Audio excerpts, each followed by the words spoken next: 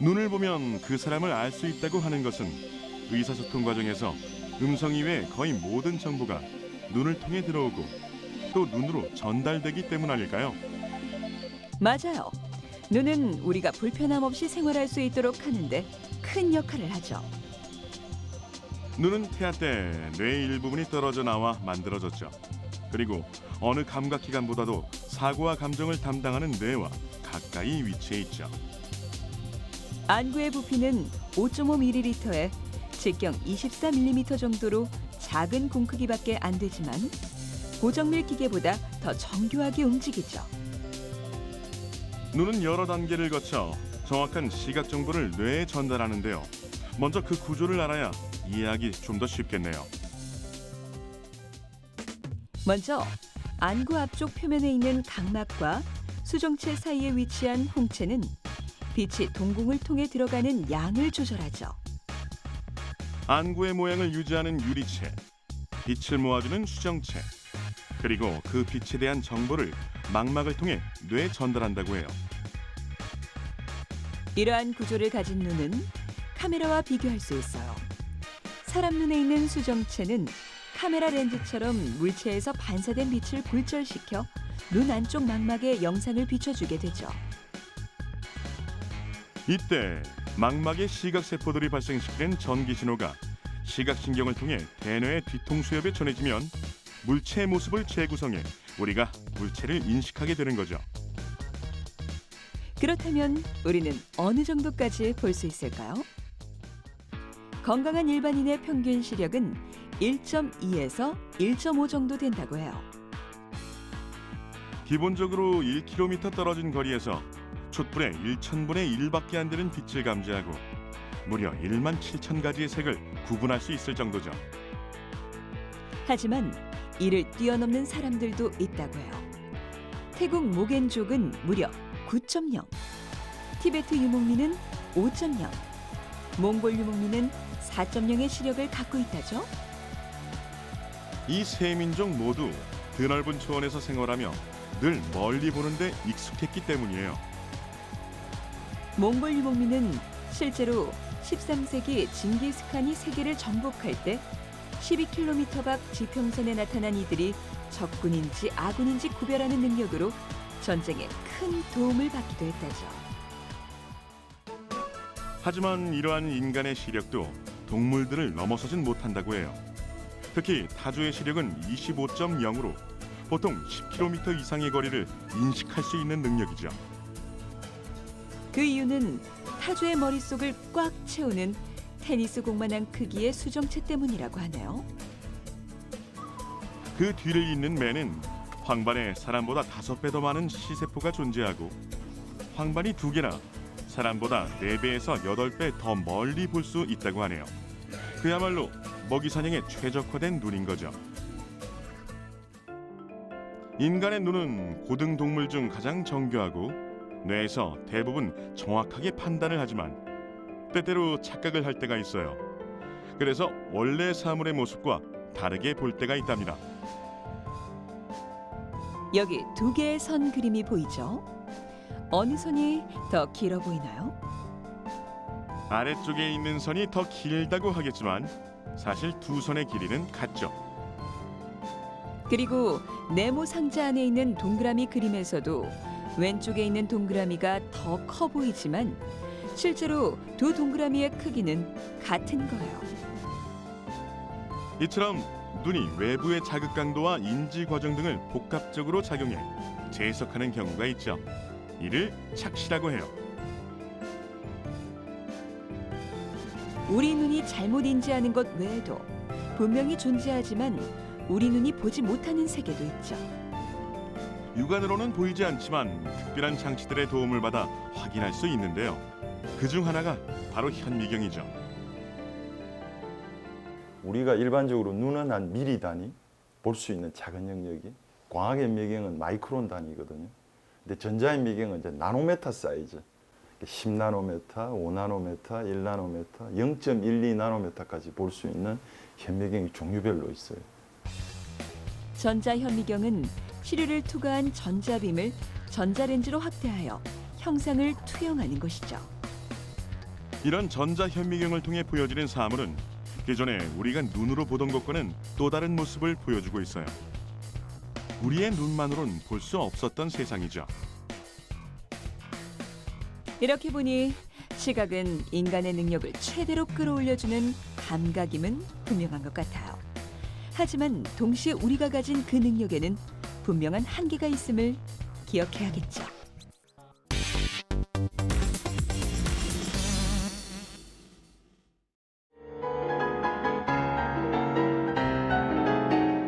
청각은 방향에 관계없이 사방에서 오는 모든 소리 정보를 입수할 수 있죠.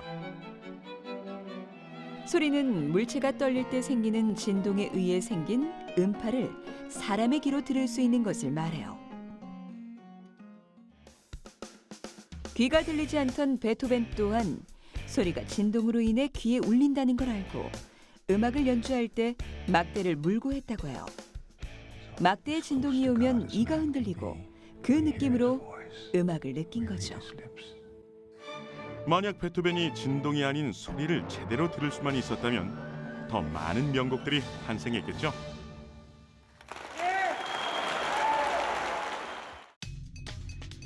공기를 타고 전해진 소리가 귓바퀴에 모여서 귓속에 있는 고막에 도착하면 고막을 떨리게 해요. 고막의 떨림은 망치뼈, 무릎뼈, 등자뼈를 지나 달팽이관에 도착하죠. 그러면 달팽이관 속의 림프액이 흔들리면서 가는 털인 선모도 흔들려요. 선모의 움직임으로 생긴 청각 자극이 청각신경을 따라 뇌에 전달되면 뇌가 무슨 소리인지 알아내는 거죠. 이런 청각도 나이가 들면서 점점 변화가 생기게 되죠.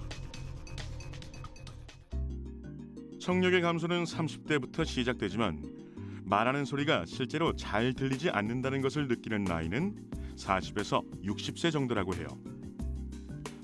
노화로 인한 청각 저하는 신경세포 수와 기능 감소 때문인데 일반적으로 저음의 청음 능력은 비교적 잘 유지되지만 고음에 대한 청음 능력이 떨어지게 되는 거죠. 나이로 인한 청력 감소 외에도 현대 사회에는 시끄러운 소음 환경으로 인한 소음성 난청을 겪는 이들도 많다고 해요. 소음은 시끄러워서 불쾌함을 느끼게 만드는 소리를 말하죠. 그렇다면 우리는 얼마나 큰 소리를 소음으로 느끼게 되는 걸까요? 가정에서의 평균 생활 소음은 약 40데시벨, 일상 대화는 약 60데시벨, 집에서 음악을 감상하는 것은 약 85데시벨, 소리가 큰 록밴드는 약 110데시벨, 그리고 제트 엔진의 소음은 150데시벨에 가깝다고 해요. 몸에 해를 끼치지 않을 정도의 소음을 소음의 허용 기준이라고 하는데요. 소음의 허용 기준은 지역에 따라 다르지만 낮 동안에는 50에서 70데시벨이고 밤에는 40에서 58데시벨 정도예요. 기본적으로 오랜 시간 동안 큰 소리에 노출되면 청각은 계속 나빠질 수 있죠. 또한 직접적인 영향 이외에도 사람에게 정신적인 스트레스를 지속적으로 준다고 하죠. 하지만 소음이라고 해를 끼치는 소리만 있는 건 아니에요. 백색 소음은 오히려 약이 되는 소음이라고 하죠. 백색 소음은 그냥 우리가 들을 수 있는 전 주파수 영역대의 소리가 다 들리는 거예요. 한꺼번에. 신호가 있는 신호음도 아니고 그리고 다른 어떤 기분 나쁘게 하는 기분 나쁜 소음도 아니기 때문에 특별하게 뇌에서 어떤 자극 신호를 받아들이는 반응들로 잘 나타나지가 않습니다. 그래서 백색 소음이 어떻게 보면은 좋은 소리라고 생각할 수도 있는 건 거죠. 백색 소음은 귀에 쉽게 익숙해지기 때문에 작업에 방해되는 일이 거의 없다는 거죠. 오히려 거슬리는 주변 소음을 덮어주는 작용을 한다고 해요. 파도 소리, 빗소리, 폭포 소리 등 자연의 소리 외에도 진공 청소기 소리나 사무실의 공기정화 장치 소리 등이 모두 백색 소음이라면서요? 이 백색 소음은 스트레스 해소와 집중력 향상 등 일상의 휴식과 정신 건강에 많은 도움이 되는 걸로 알려져 있어요. 이런 소리마저 찾아 들어야 할 정도라니 이거 너무 씁쓸한데요? 그렇죠. 기술이 발전할수록 사람의 말소리 대신 기계음만이 늘어나고 있는 게 아닌가 싶은데요.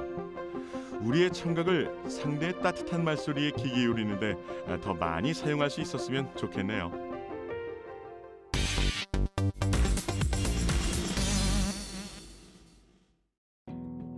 사람이 느끼는 오감 중 가장 삶을 즐겁게 하는 것이 미각이 아닐까요?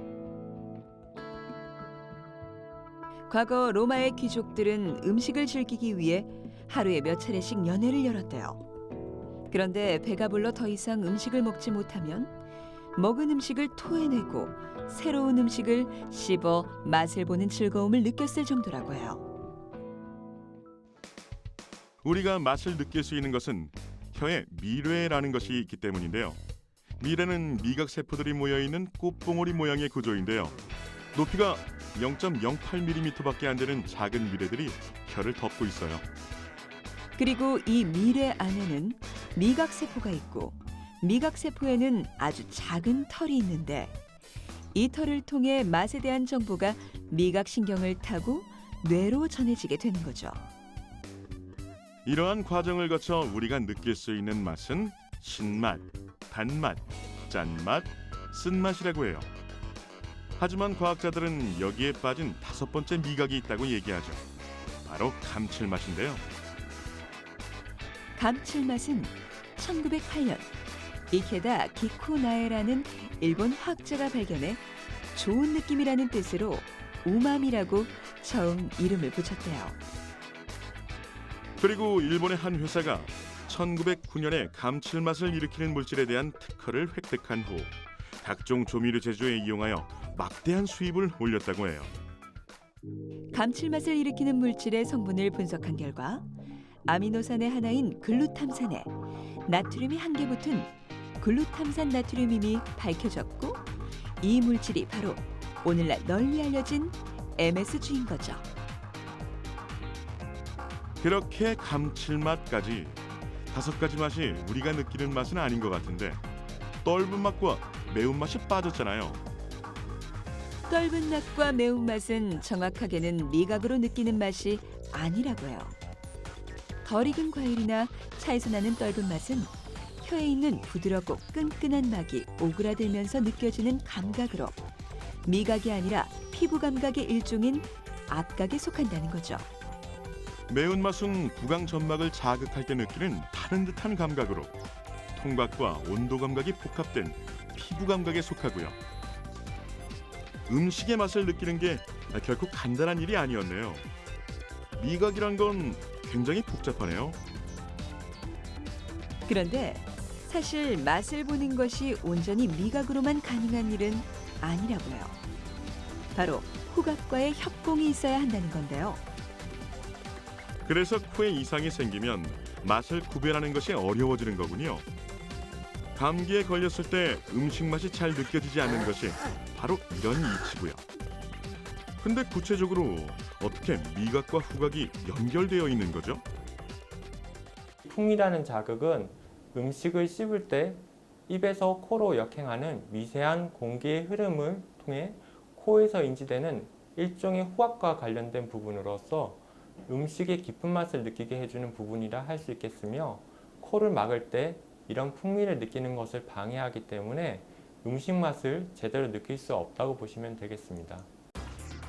그렇다면 미각과 뗄 수 없는 후각에 대해서도 짚고 넘어가 보도록 하죠. 후각을 책임지는 콧구멍 천장은 점막으로 덮여 있어요. 이 점막은 냄새를 알아차리는 후각 세포들로 덮여 있죠. 후각 세포에는 아주 작은 털 모양으로 된 후각 선모가 촘촘히 박혀 있죠. 냄새를 이루는 냄새 분자가 후각 선모에 달라붙으면 후각 선모에 연결된 후신경이 여기에 반응해서 이 정보를 뇌로 보내게 된대요.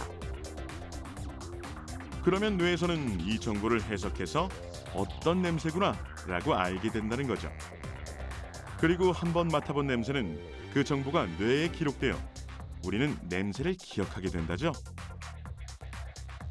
그런데 재밌는 게 뇌가 냄새를 분석하는 동안 뇌에서 감정을 담당하는 부분이 함께 자극을 받는다고 해요. 아, 그래서 사람들이 냄새를 통해 추억에 젖거나 사랑에 쉽게 빠질 수 있는 거군요. 그렇죠. 인간의 후각 수용체 유전자는 400개 정도인데요. 후각 수용체 여러 개가 조합을 이뤄 한 가지 냄새를 인식한대요. 그래서 인간이 구분할 수 있는 냄새는 대략 1만여 종 정도 된다고 알려져 있어요. 1만여 가지라니 엄청나다라고 생각하시는 분들 있을 텐데요. 하지만 한 조사 결과에 따르면 후각이 뛰어나기로 유명한 동물인 개는 후각 수용체 유전자가 800여 개로 인간의 2배에 이른대요. 그런데 후각 수용체 유전자가 가장 많은 동물은 의외로 코끼리라고 해요. 코끼리는 후각 수용체 유전자를 인간의 5배 가량인 1948개나 갖고 있다고 해요. 동물들에게 이처럼 후각이 중요한 이유는 생존과 관련되어 있기 때문이죠. 냄새를 맡으면 먹이가 썩었는지 독성이 있는지를 판단할 수 있는 건 물론 가까이 있는 적으로부터 빨리 피할 수 있도록 도움을 주죠. 후각은 여전히 우리 삶에서 중요한 부분을 차지하고 있죠. 특히 추억을 떠올릴 수 있는 감각기관으로 스스로의 정체성을 잃지 않는데 큰 역할을 하고 있는 게 아닐까요?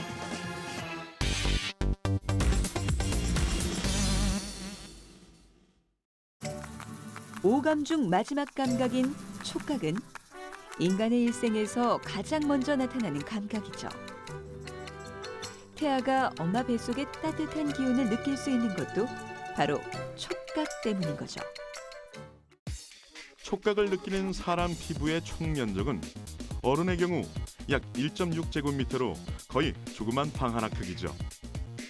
또 두께는 부위에 따라서 다르지만 대략 1.5에서 2mm 정도라고 해요. 이 작은 조직을 통해 감각을 느낀다니 정말 대단하네요.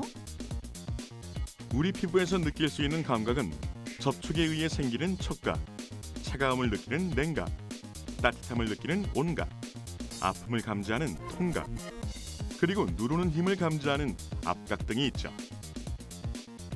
이러한 감각들은 각각의 자극을 받아들이는 수용기가 따로 있는데 온각은 루피니 소체, 촉각은 크라우제 소체, 압각은 파치니 소체, 냉각은 마이스너 소체가 담당한다고 해요. 이러한 감각기들은 몸의 부위에 따라 분포하는 밀도가 다른데요. 그로 인해 어떤 곳은 통증을 잘 느끼는가 하면 어떤 곳은 온도나 촉감을 더 잘 느끼게 되는 거죠. 촉각은 진화적으로 아주 오래된 감각이라고 해요. 단순한 단세포 생물조차도 촉각을 가지고 있잖아요. 단세포 생물에 무언가를 갖다 대면 밀어내는 반응을 보이잖아요. 그게 촉각 때문인 거죠. 단세포 생물뿐 아니라 식물들도 인간보다 더 민감한 촉각을 가지고 있다고 해요. 누군가의 손길이 닿을 때 식물이 그 촉감을 느끼고 누군가 만지고 있다는 사실을 안다는 거죠. 가장 흔하게 알려진 식물로는 신경초라 불리는 미모사가 있죠. 이 식물은 살짝 건드리거나 바람이 스치기만 해도 움츠러들잖아요. 가시밭 같은 식물은 감촉을 느끼는 데 있어서 인간보다 10배는 더 민감하다고 해요. 가시밭 덩굴은 무게가 0.25g밖에 되지 않는 끈을 느끼고 몸을 감는다고 해요. 그리고 독고말이라는 식물은 약간의 건드림만으로도 스트레스를 받아 말라 죽는다고 하더라고요. 생명을 가진 존재가 주변 환경에 반응하는 촉각은 마치 스스로 살아있음을 입증해주는 감각 같지 않아요? 하지만 첨단 기술을 통해 이러한 촉각이 더 이상 생명의 유무와는 상관없게 됐어요. 피부처럼 압력을 감지해 신경계에 신호를 보낼 수 있는 인공 피부가 바로 그것이죠. 여러 센서층으로 구성돼 있어 온도와 습도는 물론 촉감까지 느낄 수 있다고 해요. 인공 피부가 다가 아니에요. 촉각 로봇도 등장했잖아요. 촉각 로봇은 사람의 손처럼 거칠기, 마찰력, 온도, 강도 등 다양한 정보를 얻어 어떤 물건인지 구별해낸다고 해요. 사람 지문을 닮은 돌기로 미세한 진동을 감지해 사물의 거칠기를 판단할 수도 있대요. 또 힘 센서가 내장돼 있어서 수평과 수직 방향의 힘을 동시에 측정해 마찰력과 강도를 개선해낸다고 해요. 촉각 센서 바깥쪽에서 온도를 감지한 로봇은 온도 센서로 열 전도를 측정해 사물의 성질을 파악한다니 인간 못지 않죠? 민감한 촉각을 가진 식물이든 첨단 기술이 만들어낸 촉각 로봇이든 인간이 전하는 그 따뜻한 만큼은 오로지 인간만이 느낄 수 있지 않을까요?